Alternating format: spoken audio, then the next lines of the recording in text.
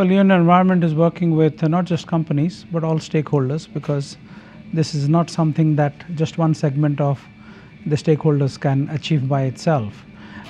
While companies can, of course, bring about sustainability in their practices, in their supply chains and value chains, because unless consumers are on board, a lot of these things don't work, because people have gotten used to having shiny plastic in everything they buy, using a lot of packaging material that is unnecessary. So I think it's a combination of both. So companies can, of course, they have the resources and the motivation in terms of business continuity. They have a vested interest, but so do the other stakeholders. So I think it has to be a partnership of a lot of actors coming together to make it work.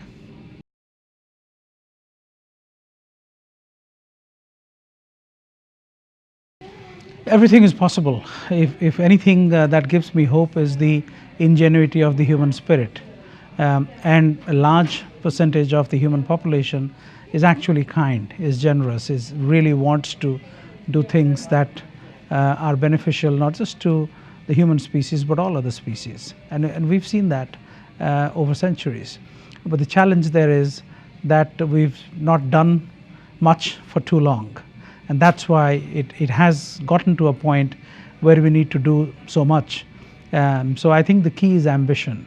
We really need to stop thinking incrementally.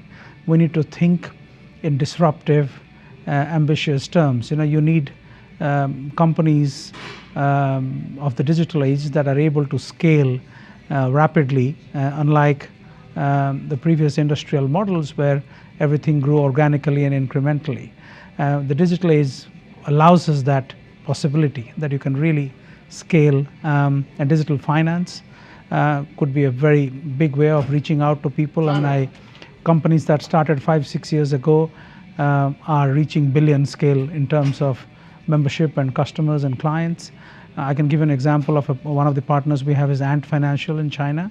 They have this forest app which they just started 3 years ago, and they now are at 400 million members, people putting in little amounts of money to plant a tree somewhere on the planet.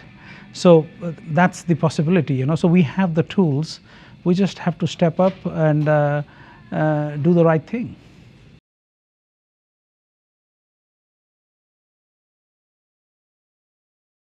Well, I think the biggest piece of data here is that we currently waste 40% of everything we produce. So imagine the amount of energy, because the carbon cycle is all about energy, the efficient or inefficient use of it, and how we can do better. So if you take food and all the energy that is used to produce it, and then transport it, and then process it, and then distribute it, and then, of course, the consumption and the wastage, and the energy you need to process that waste again. So if you took all of that away, you will actually feed 1 billion people straight away. And very healthy, nutritious food, whereas equal number of people are going hungry every day on the planet without a single meal, proper meal. So I think the opportunities are staring us on our face, and as we have heard here at the Responsible Business Summit from a lot of very intelligent speakers with both knowledge and experience, that it is possible. We just need to step up to the plate.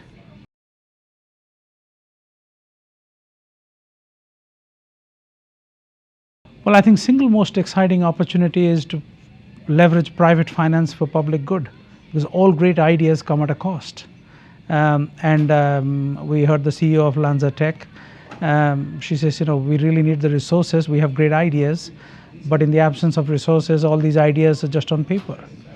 And so that is why we really need to find everybody that has resources to understand what an existential risk in terms of the crossroads we find ourselves at as both people and planet, and put everything we have at our disposal to work harmoniously to make these ideas come to fruition. And they once you have these proof of concept and proof of application, you can actually take them to scale.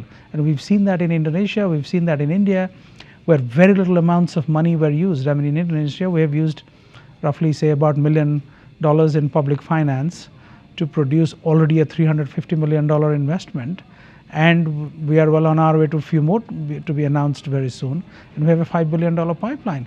All of this without the governments having to put any money in it. So the private sector is up to the task. They're desperately looking for somebody who can take the whole risk matrix, break it down to manageable parts, build partnerships around the idea, and bring in the partners that can take each piece of those risk matrix and make it work. And that can produce staggering results in the longer term.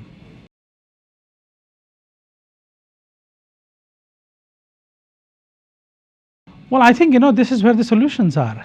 The people in this room and in many such conferences around the world have actually what it takes, both in terms of motivation and resources to change the world. And every opportunity I get to speak to a crowd like this, I never let it go, because even if, as you saw, after I stepped out of the room, we had a lot of people waiting to share their ideas and how can we work together with the United Nations. And that's why I think the UN does great, is in convening people without any agendas but the one and most important agenda, which is serve the planet.